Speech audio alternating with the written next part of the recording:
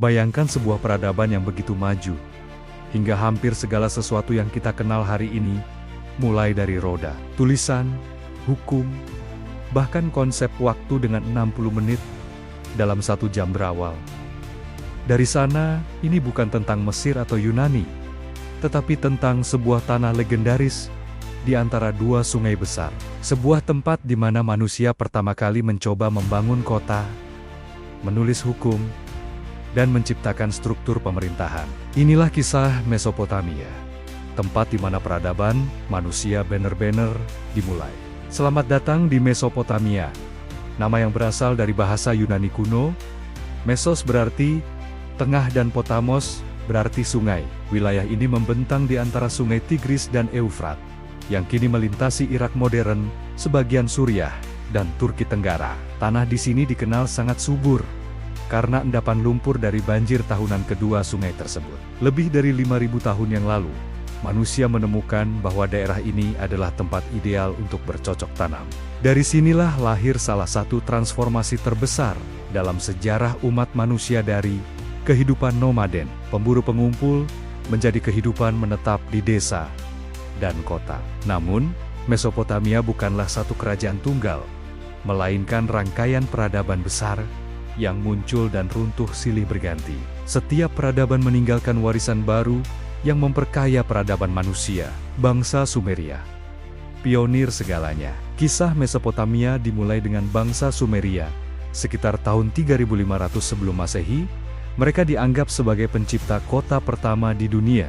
Nama-nama seperti Uruk, Ur, dan Eridu tercatat dalam sejarah sebagai pusat kehidupan yang ramai pada zamannya. Di masa ketika sebagian besar manusia di bumi masih berpindah-pindah tempat, bangsa Sumeria sudah membangun kota dengan tata ruang, dinding pertahanan, dan zigurat menara kuil bertingkat tinggi yang menjadi simbol spiritual dan pusat kegiatan kota. Zigurat bukan sekadar tempat ibadah. Di sekitarnya terdapat gudang penyimpanan hasil panen, ruang administrasi, dan tempat transaksi ekonomi. Dengan kata lain, zigurat adalah jantung kehidupan kota, tempat di mana agama, politik, dan ekonomi bersatu. Kontribusi terbesar bangsa Sumeria bagi dunia adalah penemuan sistem tulisan. Mereka menciptakan aksara paku atau cuneiform dengan cara menekan alat berbentuk segitiga ke tanah liat basah. Awalnya digunakan untuk mencatat hasil pertanian dan perdagangan, tetapi lambat laun berkembang menjadi alat untuk mencatat hukum, perjanjian, bahkan karya sastra. Dari tanah inilah lahir epos Gilgamesh, kisah pahlawan Uruk yang mencari kehidupan abadi. Ini adalah karya sastra tertua di dunia yang masih bisa kita baca hari ini, menggambarkan pencarian makna hidup dan ketakutan manusia terhadap kematian, tema yang tetap relevan hingga kini. Akkadia, lahirnya kekaisaran pertama. Sekitar tahun 2334 sebelum Masehi, muncul seorang tokoh bernama Sargon dari Akkad. Ia menaklukkan kota-kota Sumeria dan menyatukannya di bawah satu kekuasaan pusat. Inilah kekaisaran pertama dalam sejarah dunia, kekaisaran Akkadia. Sargon memerintah dari ibu kota Akkad, yang letaknya hingga kini masih belum ditemukan dengan pasti oleh arkeolog. Di bawah kekuasaannya, sistem administrasi, militer, dan bahasa mengalami kemajuan besar. Bahasa Akkadia yang menggunakan tulisan paku menjadi bahasa diplomasi dan perdagangan di seluruh kawasan timur dekat. Namun, seperti banyak kekaisaran besar setelahnya, Akkadia pun runtuh akibat pemberontakan dan bencana alam, seperti kekeringan panjang serta invasi bangsa Gutia. Keruntuhan ini menjadi pengingat bahwa mengendalikan wilayah luas bukan hal mudah dalam dunia kuno. Babilonia dan hukum tertulis pertama. Setelah Akkadia jatuh, wilayah Mesopotamia kembali terpecah, hingga akhirnya bangkit sebuah kekuatan baru. Kekaisaran Babilonia. Disinilah muncul nama besar yang legendaris, Raja Hammurabi, yang memerintah sekitar tahun 1792 sampai 1750 sebelum Masehi. Hammurabi dikenal karena menyusun Kode Hammurabi, kumpulan 282 hukum yang diukir di atas batu besar stele. Hukum ini mengatur berbagai aspek kehidupan, perdagangan, perkawinan, hutang, dan pidana. Prinsip yang paling terkenal adalah mata ganti mata, gigi ganti gigi, lex talionis.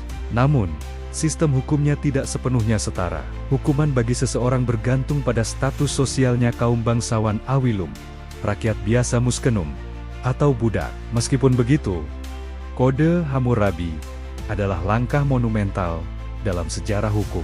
Untuk pertama kalinya, keadilan tidak ditentukan oleh kehendak penguasa, melainkan oleh aturan tertulis yang dapat diakses publik. Asyur, mesin perang dunia kuno. Di bagian utara Mesopotamia muncul kekuatan lain, Kekaisaran Asyur, dengan pusatnya di kota Asyur, dan kemudian Niniwe. Jika Babilonia dikenal karena hukumnya, maka Asyur dikenal karena militernya yang disiplin dan brutal. Mereka mengembangkan taktik perang yang canggih, menggunakan kereta perang, pemanah kavaleri, dan teknik pengepungan kota yang terorganisir. Asyur menaklukkan wilayah luas dari Mesir hingga Anatolia, menjadikannya salah satu kekaisaran terbesar di dunia kuno. Di puncak kejayaannya, Raja Asyurbanipal membangun perpustakaan Niniwe yang berisi lebih dari 30.000 tablet tanah liat bertuliskan aksara Paku. Koleksi ini mencakup ilmu astronomi, kedokteran, dan sastra. Perpustakaan itu menjadi bukti betapa bangsa Asyur tidak hanya ahli dalam perang, tetapi juga dalam pengetahuan, kehidupan sehari-hari, dan struktur sosial. Kehidupan masyarakat Mesopotamia sangat terstruktur. Di puncak piramida sosial, ada raja yang dianggap sebagai wakil para dewa di bumi. Di bawahnya terdapat pendeta dan bangsawan, lalu pedagang, pengrajin, dan juru tulis, scribe. Para juru tulis memiliki kedudukan tinggi karena kemampuan membaca dan menulis dianggap sakral. Sebagian besar rakyat adalah petani yang bekerja di ladang gandum, jelai, dan kebun kurma. Mereka memanfaatkan sistem irigasi kanal dan bendungan untuk mengendalikan air sungai yang sering meluap. Di lapisan terbawah ada budak. Meskipun jumlah mereka tidak sebanyak di Romawi, budak biasanya berasal dari tawanan perang atau orang yang berhutang, agama, dan dunia spiritual. Orang Mesopotamia menganut politeisme, menyembah banyak dewa yang memiliki sifat-sifat manusiawi. Setiap kota memiliki dewa pelindungnya sendiri. Di Uruk, misalnya, disembah Dewi Inanna Ishtar, Dewi Cinta dan Perang. Ada pula Anu Dewa Langit, Enlil Dewa Angin dan Udara, dan Enki, Dewa Air dan Kebijaksanaan. Mereka percaya bahwa manusia diciptakan untuk melayani para dewa, terutama dengan memberi persembahan dan membangun kuil. Kehidupan setelah mati digambarkan suram roh manusia tinggal di dunia bawah koor, tanpa kebahagiaan atau penderitaan, hanya kegelapan.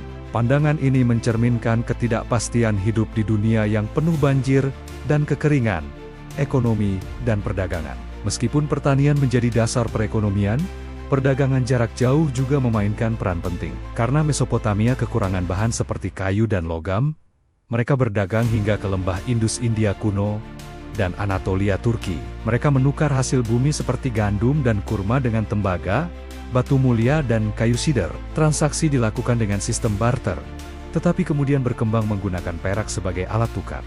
Kegiatan ekonomi ini memperkenalkan konsep akuntansi, kontrak, dan sistem kredit yang sederhana, semuanya tercatat dengan tulisan paku. Warisan Mesopotamia bagi dunia modern. Warisan Mesopotamia begitu luas hingga sulit dihitung. Mereka memberi kita roda, tulisan, hukum tertulis, dan sistem waktu berbasis 60 yang kita gunakan setiap hari, 60 detik per menit, 60 menit per jam, dan 360 derajat dalam satu lingkaran.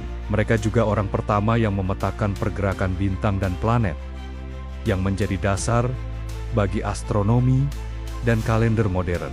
Setiap kali kita membaca buku, melihat jam, atau menuntut keadilan, kita sedang menyentuh jejak warisan Mesopotamia, tanah di antara dua sungai yang mengubah dunia selamanya. Akhir sebuah era, Mesopotamia akhirnya runtuh. Kekaisaran terakhir yang berkuasa adalah Babilonia baru, di bawah Raja Nebukadnezar II, yang terkenal dengan Taman Gantung Babilonia salah satu keajaiban dunia kuno. Namun pada 539 sebelum Masehi, Babilonia ditaklukkan oleh Koresh Agung dari Kekaisaran Persia. Penaklukan itu menandai akhir era Mesopotamia sebagai peradaban independen. Meski demikian, warisan mereka tidak pernah benar-benar hilang. Batu bata, tulisan, dan hukum yang mereka tinggalkan menjadi dasar bagi semua peradaban setelahnya.